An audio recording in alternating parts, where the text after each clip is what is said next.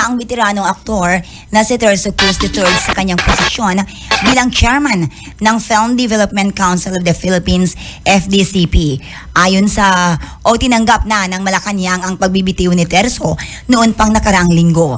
Base rin sa mga chika ay ang magiging officer in charge sa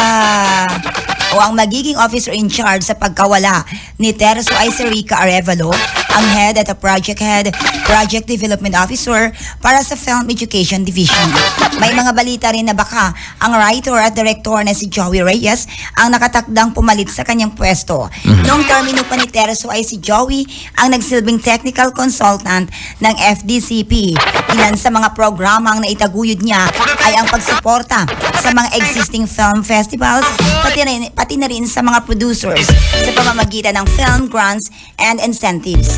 Ilan sa mga ito ay ika-6 na edisyon ng Fall Circle Love Philippines na gaganapin sa March 18 to 24 sa Quest Pacific Conference Center sa Pampanga, at sa April naman ang pangalawang edisyon ng Parangal sa Sining o Honor of the Arts.